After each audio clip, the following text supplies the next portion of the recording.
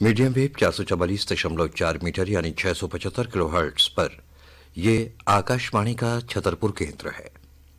प्रस्तुत है corona virus संक्रमण पर केंद्रित विशेष कार्यक्रम एक जंग जिंदगी के लिए।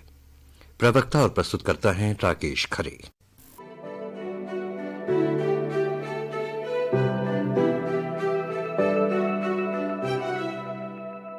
कार्यक्रम के सभी श्रोताओं को राकेश खरे का प्यार भरा नमस्कार। श्रोताओं, कोरोना वायरस संक्रमण काल में पिछले दिनों हमने आपको तमाम जानकारियां दी कि कोरोना वायरस क्या है, कोरोना वायरस का संक्रमण कैसे फैलता है, किन किन चीज़ों से फैलता है और इस वायरस के संक्रमण से बचने के लिए हमें कौन कौन सी चीज़ें अख्तियार करना चाहिए, किस तरह से रहन सहन करना चाहिए और किन किन चीज़ों का भोजन के रूप में उपयोग करना चाहिए।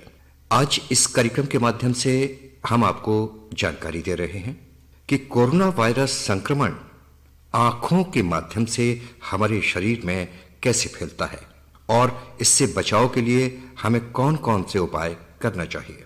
इस संबंध में हमने बात की नेत्र रोग विशेषज्ञ डॉक्टर एस बुंदेला से। श्रोताओं, हमारे बीच है डॉक्टर एस बुंदेला जी, जो कि नेत्र विशेषज्ञ हैं। आज उनसे चर्चा करते हैं कोविड-19 पर। डॉक्टर साहब, आकाशवाणी की तरफ से आपका बहुत बहुत स्वागत है। धन्यवाद। डॉक्टर साहब, जैसा कि आप जानते हैं, आज समूचे विश्व में कोविड-19 का संक्रमण फैला हुआ है और हमारा देश भी इससे अछूता नहीं है। हमारे देश में भी, मध्य प्रदेश में भी और हमारे ज़िले में भी कोविड-19 के पेशेंट्स पाए गए हैं। तो हम जानना चाहते हैं, आँखों के माध्यम से ये संक्रमण फैलने के कितने चांसेस रहते हैं? आंखों के माध्यम से बिल्कुल है चांस जी। लैक्रिमेशन जो टीयर्स हैं जी, वो इसको फैला सकते हैं। तो कौन कौन सी परिस्थितियां बनती हैं जब आंखों से ये संक्रमण फैल सकता है? देखिए, आंखों से संक्रमण ऐसे फैलेगा कि पहले तो वो व्यक्ति कोरोना पॉजिटिव हो। जी। जो कोरोना पॉजिटिव व्यक्ति होगा जी। वो व्यक्ति आंसू से भी फैला सकता है, कफ के द्वारा भी फैला सकता है, थूक के द्वारा भी फैला सकता है, जी। उसके मल में भी आ सकता है, इसी प्रकार से आंख के आंसू से भी आ सकता है। जी, तो आंख यदि के आंसू अगर आपने किसी के पहुंचे, जी। किसी भी आदमी ने, जी। या मान लीजिए उस व्यक्ति ने अपने आंसू किसी रुमाल से पूछे जी। और वही रुमाल से दूसरे आदमी ने यूज कर लिया, जी। जी। जी, तो वो संक्रमित हो जाएगा। फैल सकता है। जी। जी। और अगर वो मान लीजिए रुमाल अपना जैसे रुमाल हाथ साफ करे और साबुन से धो ले, जी। और अगर दूसरा व्यक्ति भी रुमाल से पहुंचे उसके जी। और हाथ धो ले तो नहीं फैलेगा। जी, डॉक्टर साहब, या रुमाल को अगर मान लीजिए वॉशिंग पाउडर वाले सोल्यूशन में डाल दिया जाए जी, तो खत्म हो जाएगा। जी। जी। जी, तो डॉक्टर साहब, जैसे हम किसी संक्रमित व्यक्ति के संपर्क में आते हैं तो उससे मान लीजिए डिस्टेंस भी है, इसके बाद भी क्या आंखों के माध्यम से, आंखों की लेयर से ये वायरस आ सकता है? आंखों को वैसे डायरेक्ट टच अगर हो तो आएगा नहीं, आंख से उड़ेगा नहीं। जी, उड़ के नहीं आएगा। हाँ, उड़ेगा तो केवल कफ के द्वारा। जी। जी। जी, और डॉक्टर साहब जैसे 2 मीटर तक जाता है ये मैक्सिमम। अच्छा जी, तो यानी कि हम डिस्टेंस तो 2 मीटर का बना रखें, डिस्टेंस 2 मीटर का बना के रखना चाहिए। हाँ जी। डॉक्टर साहब, जैसे हम सब्जी वगैरह या सामान लेने बाजार जाते हैं तो सब्जियों के माध्यम से मान लीजिए हम हाथों से सब्जियां छूते हैं और वही हाथ धोके से हम आंखों में लगाते हैं तो भी इस संक्रमण फैलने के चांसेस रहते हैं। देखिए, एक बड़ा सीधा साधा सिद्धांत है कि आप कुछ भी लें बाजार से, जी, उसके दौरान आप कुछ भी यूज करते रहें, बाजार से खरीदते रहें, उपयोग करते रहें, जी, लेकिन उसके बाद में अपना हाथ नाक पे और मुंह पे नहीं लाना। बिल्कुल बिल्कुल। एक बात जी, मास्क रखिए और मास्क पहने रहिए, और ये खरीदने के बाद जब ले आए जी, तो आप बाहर थैला बाहर छोड़ दें, थैले को इसमें वॉशिंग पाउडर में गला दें, जी, सब्जियों को पूरी थोड़ी देर के लिए धूप में रख दें और उसमें नमक के पानी में और कास्टिक उसमें सोडा में, खाने वाले सोडा में जी, सब्जियां डाल दें। अच्छा 1 घंटे के लिए। जी, जी, और अच्छी तरह से धो डालें। जी, जी, जी। इसमें एक चीज़ और भी है कि कुछ लोग ऐसे होते हैं जिनको बार बार आंखों में या मुंह में हाथ लगाने की आदत होती है। ऐसे लोगों के लिए ज़रूरी है कि वो साबुन से निरंतर हाथ धोते रहें कुछ कुछ देर के बाद? वो तो सबको ही धोते रहना पड़ेगा। जी। जी। जी। देखिए, कोरोना वायरस एक नया वायरस है, इसके बारे में कहीं बुक्स में भी कोई डिस्क्रिप्शन नहीं है। जी जी कभी किसी डॉक्टर मेडिकल बुक्स में कोई डिस्क्रिप्शन नहीं है इस बीमारी का, कोरोना वायरस। जी जी जी एकदम से नया है, अभी भी मेडिकल साइंस भी इस वायरस से सीख रही है, इस वायरस के इन्फेक्शन। जी जी जी अभी तक इसकी कोई दवा भी नहीं बन पाई है। नहीं, दवाई तो बन ही नहीं पाई है, अभी पूरी तौर से नहीं बन पाई। अभी तो आप समझिए जब ये शुरू में फैला तब कुछ था ही नहीं, जी जी किसी को पता ही नहीं था कि क्या क्या बीमारी है। जी जी तो लोग बाग निमोनिया का ट्रीटमेंट कर रहे थे, जी बाद में पता चला कि ये तो खून की नलियों को जमा देता है। जी जी जी इसलिए अब भाई देखिए, कोई बीमारी आएगी तो जो लोग मरेंगे उनका पोस्टमार्टम होगा, तब देखेंगे कि जी। आखिरकार क्या कारण है। तो अब इसका ट्रीटमेंट बेटर होता चला जा रहा है। वैक्सीन बनेगी कि नहीं बनेगी ये मैं नहीं कह सकता। जी हाँ, लेकिन पहले से ठीक होने वालों की संख्या भी कुछ है तो नहीं, बेहतर हो गई है भाई। एंटीकोएगुलेंट्स जब से आ गए हैं जी मार्केट में, पहले तो जब शुरुआत के पेशेंट आए तो पता ही नहीं था डॉक्टरों को क्या क्या करना है। जी जी जी डॉक्टर भी धुआं में लठ मार रहे थे। जी जी जी जो बिल्कुल, ठीक हो रहे थे बट अब पता है कि ये बीमारी जो है ये खून की नलियों को जमा थ्रोम्बोसिस कर देती है। जी जी जी तो एंटीकोएगुलेंट्स इसका बहुत बड़ा ट्रीटमेंट है, और एंटीबायोटिक्स, एंटीवायरल। जी जी जी डॉक्टर साहब, यदि कोई व्यक्ति कोरोना वायरस संक्रमित होता है तो उसका हाँ कोई इफेक्ट आंखों पर भी आता है, जैसे आंखें लाल होना, आंखें सूज जाना या आंखों में हाँ, दर्द होना? बिल्कुल बिल्कुल आएगा। क्या आएगा। क्या क्या सिम्टम्स होते हैं इसके? नहीं, आँख की ललामी होगी, रेडनेस होगी, लेक्रीमेशन होगा, जी बढ़ेगी, आंसू जी ज्यादा आएंगे, जी जी ललामी आएगी। जी जी नहीं, आंख में एज सच कोई इन्फेक्शन, क्योंकि देखिए मैंने तो कोई आज तक कोरोना पॉजिटिव या कोरोना पीड़ित मरीज नहीं देखा है। जी लेकिन जो मैं पढ़ रहा हूँ, अपने फ्रेंड से बात कर रहा हूँ जिन्होंने कोरोना पॉजिटिव पेशेंट देखे हैं, जी उन्होंने ललामी, पता ही है कि ललामी भी आती है उसमें। जी जी जी तो मैंने डॉक्टर तो नहीं देखा है अभी एक पेशेंट। जी डॉक्टर साहब, वैसे भी सामान्य रूप से आंखों को सुरक्षित रखने के लिए इस कोरोना काल में हम क्या क्या सावधानियां और अपनाना चाहिए हमें? कुछ नहीं, सबसे बड़ी बात यह है कि आप अपने हाथ धोते जी हैं मैक्सिमम। जी जितने भी आप चाहिए साबुन है, इरिटेटिव साबुन है, जी जी कुछ ना मिले तो आपको वॉशिंग पाउडर, जो आपको कपड़े धोने का साबुन है, जी वो तो सबसे ज्यादा अच्छा है, क्योंकि सबसे ज्यादा झाग वही बनाता है। जी जी जी उससे धोते रहिए।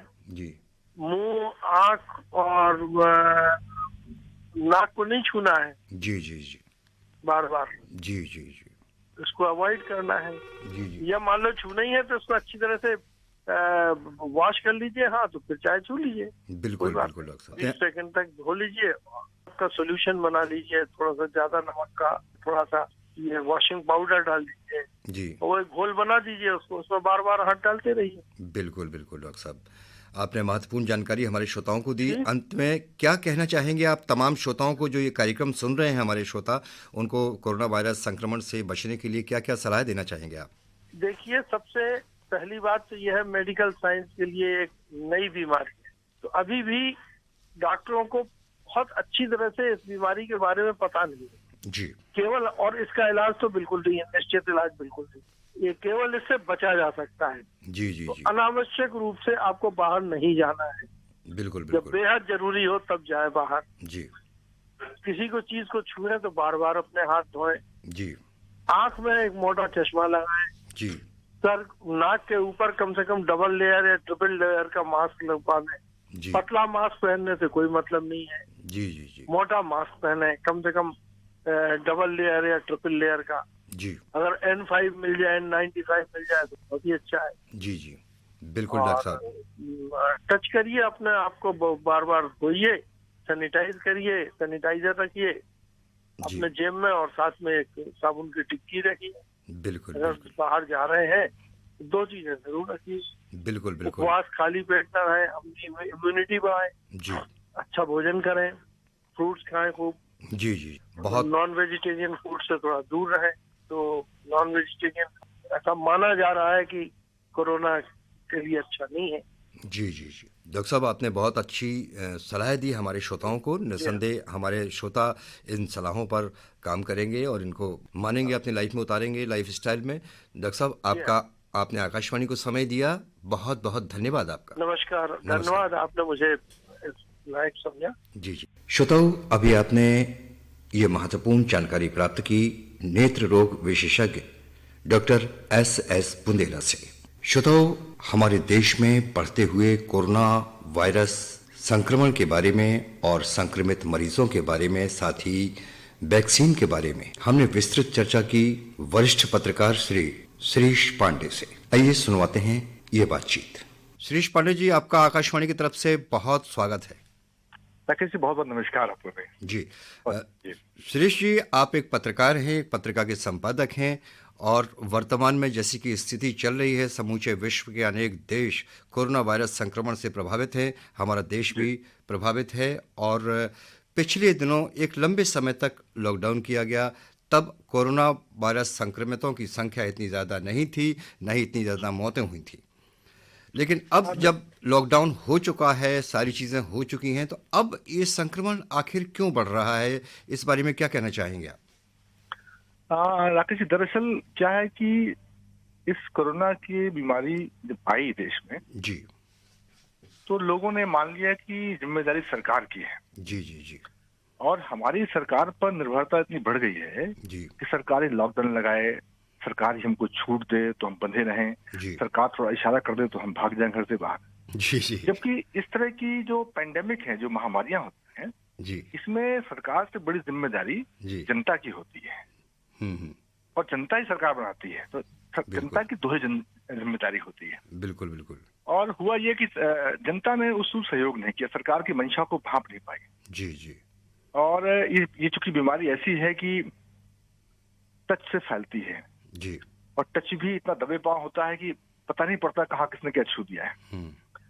तो इस संवेदनशील मसले पर जनता संवेदनशील उतनी हो नहीं पाई। जी। इसलिए ये बिना जाने अपराध जिसे बोलते हैं, जी इस तरह अपराध भी है, मानव का मानव प्रति अपराध भी है कि यदि आप कोरोना पीड़ित हो गए हैं, या तो आप छुपते रहे या आपने उसकी लापरवाही की। बिल्कुल बिल्कुल। इसलिए छोटी सी बीमारी आज महामारी के रूप में हमें दुनिया में, खासकर भारत में दिखाई देने लगी है। बिल्कुल बिल्कुल बिल्कुल जी। शिरीष जी, देखा जाए तो आपकी बात से मैं बिल्कुल सहमत हूँ। आज भी यदि आप देखते होंगे तो एक बहुत छोटी सी चीज़ है मास्क, जी, जो हमें सुरक्षित रखने में बहुत सहायक है। जी जी। लेकिन इसके बावजूद भी लोग अपनी जिम्मेदारी नहीं समझते कि हम स्वस्थ रहें, न इस रोग की गंभीरता को समझ पा रहे हैं कि आखिर हम संक्रमित हो गए तो हम अपने परिवार के कितने लोगों को संक्रमित कर देंगे, समाज के कितने लोगों को संक्रमित कर देंगे। तो मास्क भी लगाने में लोग परहेज करते हैं। कुछ लोग हैं मास्क जेब में रखते हैं, सामने पुलिस को देख लेंगे, प्रशासन के लोगों को देख लेंगे, मास्क निकाल के पहन लेंगे।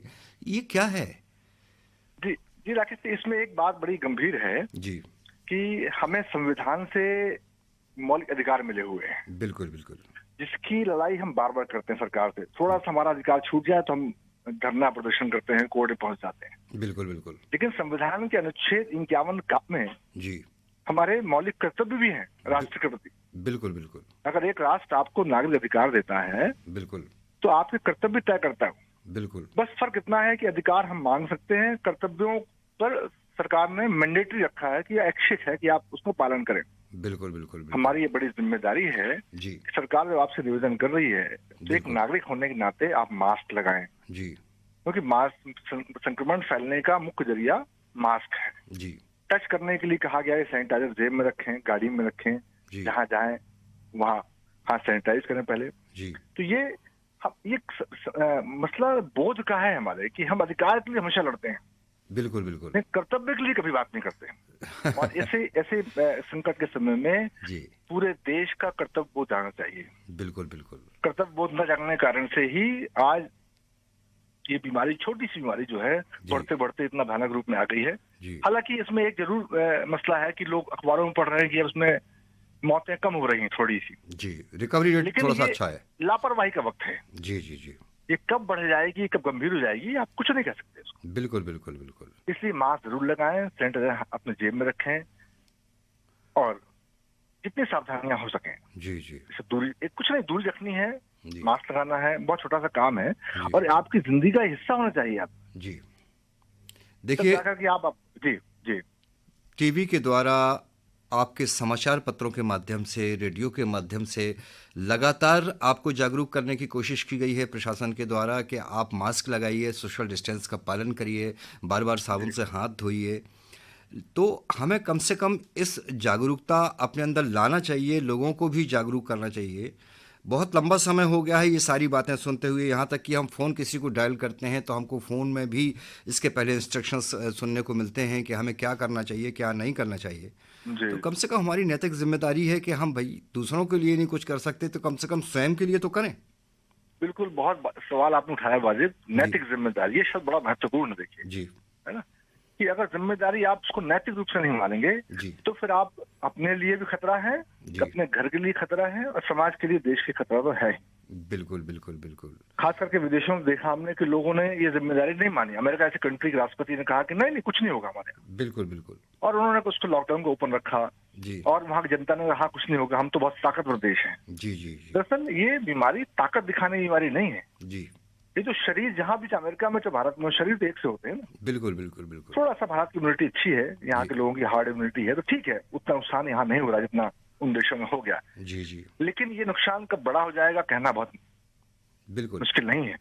जिस तरह का संक्रमण हम देख रहे हैं, आज मैंने पढ़ा कि अब बुंदेलखंड में भी उस ढंग की स्थिति नहीं रह गई है। जी हमारे यहाँ विंध्य में सतना रीवा जो बहुत एक जमाने में बड़े साफ एक समय थे कि भाई यहाँ कुछ है ही नहीं कोरोना, जी आज रोज पढ़ता हूँ अखबार कि आज 24 मिले, कल 25 मिले, कल 50 मिले, आज ये लॉकडाउन कर दिया गया, इसको लॉकडाउन कर दिया गया। जी ये क्यों, ऐसी नौबत क्यों आ गई? सरकार की जो आंतरिक मंशा थी उसको जनता भांप नहीं पाई, और निश्चित रूप से उसका ही परिणाम है आज जो हम इस खतरनाक मोड़ पर खड़े हुए हैं। बिल्कुल बिल्कुल बिल्कुल। जी आप बिल्कुल बहुत अच्छी बात कह रहे हैं। जी जी अभी पिछले दिनों सुना था कि कुछ देशों के पास वैक्सीन तैयार होने की लास्ट स्टेज है। हमारे देश में भी हमें सुनने में मिल रहा है कि शासन के द्वारा इसकी मेडिसिन बना ली गई है, उसका फाइनल ट्राई चल रहा है। तो इस संबंध में क्या कहना चाहेंगे? हाँ जी, वैक्सीन को लेकर के अभी दुनिया में एक धुंध सी है। जी दरअसल वैक्सीन के बारे में आप सभी हम जानते ही वैसे भी है कि वैक्सीन जब बनती है तो उसके जो मानवीय स्तर पर क्लिनिकल ट्रायल होते हैं जी वो उससे कठिन होते हैं। जी जी दुनिया में तमाम देश, इजराइल, रशिया, भारत सहित इंग्लैंड, जर्मनी ने दावा किया कि दवाई तैयार हो गई है, और कुछ जगह तैयार भी हो गई है। जी लेकिन जो इसके 3 से 4 स्टेप, कहीं 5 स्टेप भी ट्रायल होता है, वो ट्रायल दरअसल ये होता है, जी इसको लोग जान अच्छी तरह से, ट्रायल क्या होता है जी कि सिर्फ मनुष्य पर ट्रायल नहीं करना, हर तरह के मनुष्य पर, एज पर देखना है, महिलाओं पर देखना है, बीमार लोगों पर देखना है, जी और वो किस तरह से बॉडी का नेचर कहाँ कैसा है उसका, उसमें कितनी सूट करती है। जी कि दवा तो एक बनेगी, लगेगी सबको। बिल्कुल बिल्कुल बिल्कुल। इसलिए इसके बहुत कई स्तरों पर ट्रायल किए जाते हैं। जी जी जब तक सरकार और वो दवा कंपनी एश्योर ना हो जाए कि इसके साइड इफेक्ट नहीं होंगे, क्योंकि हम तो फायदा करने जा रहे हैं, ऐसा ना उल्टा नुकसान पड़ जाए। जी जी बिल्कुल। इसलिए जब तक ट्रायल पूरे नहीं हो जाते, जी दवा मार्केट में नहीं आएगी। फिर भी अखबारों की खबरें और टीवी के जरिए हमको मालूम पड़ता है जी कि खासकर भारत के जो पुणे की स्थित लैब है, जी वहां से एक अच्छी खबर आई है, रशिया से खबर आई है कि जल्दी ही वो सितंबर के आखिर में या अक्टूबर तक ये काम पूरा कर ले जाएंगे, क्योंकि उनका दावा इसलिए कि वो 3 लेवल पर ट्रायल कर चुके हैं। जी जी तो होपफुल है, बीमारी आएगी, जब ट्रायल ठीक हो जाएगा तो निश्चित रूप से एक बड़ा राहत की खबर हमारे लिए होगी। शिरीष लेकिन जी, उसमें वक्त है भी। जी शिरीष जी, जी। जैसे वैक्सीन तैयार भी हो जाती है तो क्या हम एकदम से इतनी सारी मात्रा में वैक्सीन तैयार कर पाएंगे कि जिससे कि समस्त लोगों को हम प्रदान कर सकें और लोग स्वस्थ हो सकें? जी जी बिल्कुल। अभी साइंटिस्टों ने यही कहा है कि भारत में तो लगभग पहली खेप में ही 50 करोड़ टीके आने की उम्मीद है। जी तो लोग इसमें भी, हाँ, मैं बात और आपसे माध्यम से कहना चाहता हूँ, जी लोग इसमें हड़बड़ी ना करें कि टीका मिलने के लिए बहुत हड़बड़ी करें कि आ गया है तो हमको मिल जाए, हमको मिल जाए। जी टीका लगाना सबको जरूरी भी नहीं है। जी टीका लगाना कोई बहुत खुशी की बात भी नहीं है। भाई मलेरिया किसी को नहीं है, आप कहने हमको लगा दिए टीका, ऐसा करेंगे? आप नहीं करेंगे। जब कोविड किसी को प्रूव हो जाए कि कोविड है जी तो टीका मिलेगा, क्योंकि अभी देश में मुश्किल से 10 लाख लोग संक्रमित हुए हैं, जी 125 करोड़ का देश है। जी तो निश्चित रूप से सबको टीके उपलब्ध होंगे, और जब टीका आएगा तो लोग, देश, समाज सुरक्षित हो सकेगा। बिल्कुल बिल्कुल शिरीष जी जी। शिरीष जी, वैसे तो प्रशासन की तरफ से कोई कसर कमी नहीं छोड़ी जा रही है। हर स्तर पर, चाहे वो मेडिकल स्तर पर हो, पुलिस प्रशासनिक व्यवस्थाएं हो या सामाजिक जागरूकता हो, हर क्षेत्र में प्रशासन प्रयासरत है।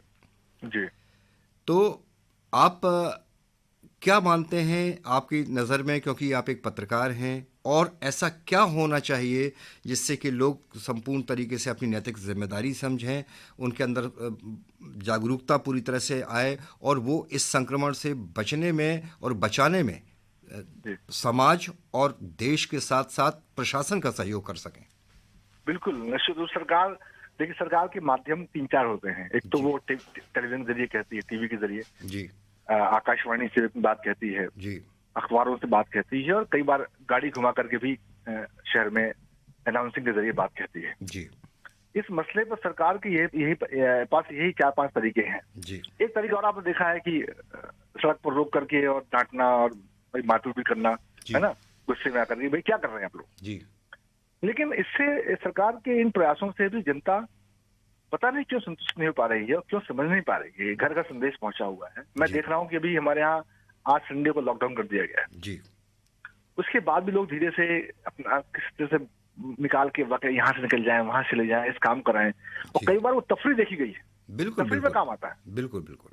तो आप, ये तो बड़ा खतरनाक संकेत है। ये उस समाज की शिक्षा कैसी है कि जब कभी भारत में संकट इस तरह का आएगा जी, तो हम सरकार की बात कितनी मानते हैं। बिल्कुल, ये चलिए हमारा टेस्ट भी एक तरह से हो गया है, कोरोना टेस्ट तो हुआ ही हुआ है। जी जी, बिल्कुल बिल्कुल। हमारे नैतिक मूल्यों का टेस्ट भी हुआ है कि हम राष्ट्र के लिए कितना खड़े हैं।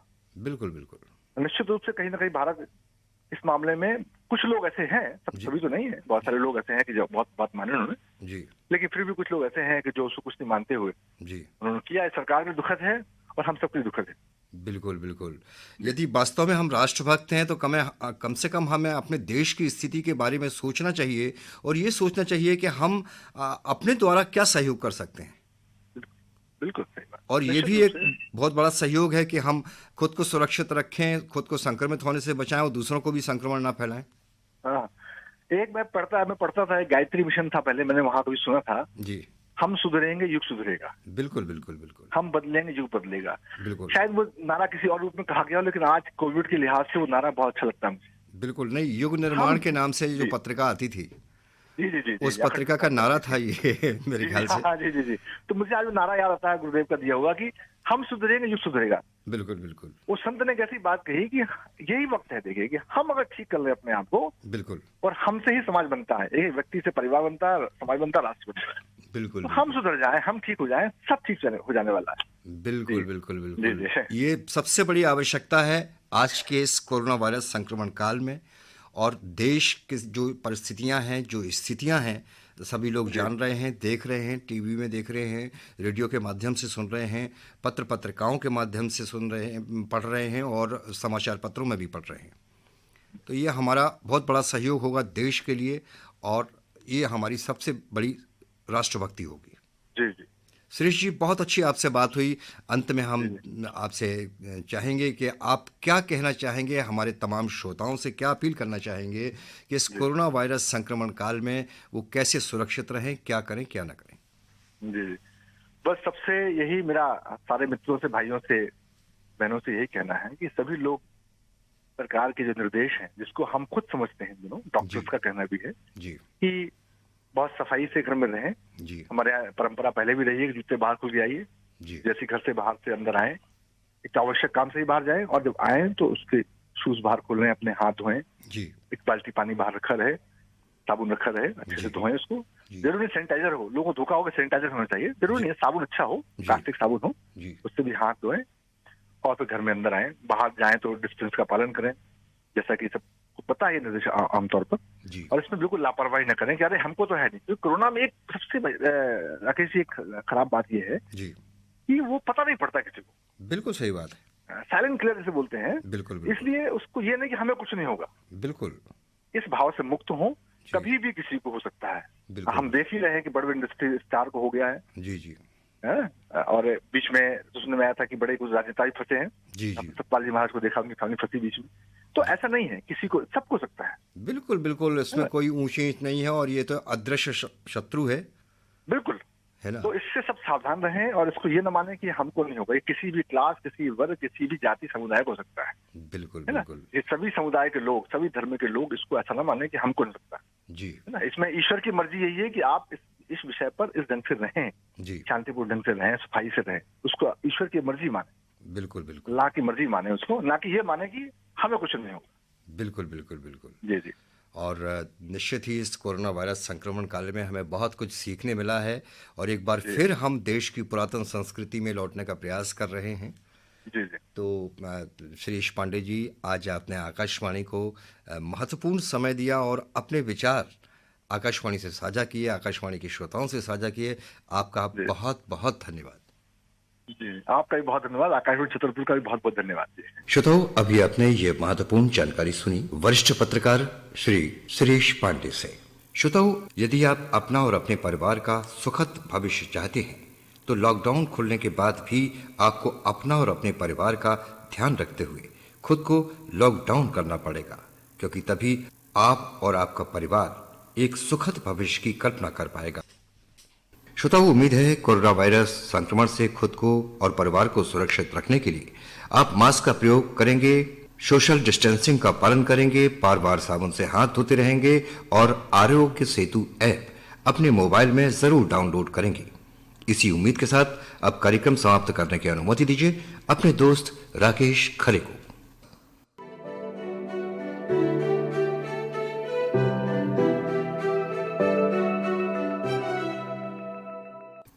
अभी आप सुन रहे थे कोरोना वायरस संक्रमण पर केंद्रित यह विशेष कार्यक्रम एक जंग जिंदगी के लिए। प्रवक्ता और प्रस्तुतकर्ता थे राकेश खरे। ये आकाशवाणी का छतरपुर केंद्र है। थोड़ी देर में आप हमारा अगला कार्यक्रम सुनेंगे।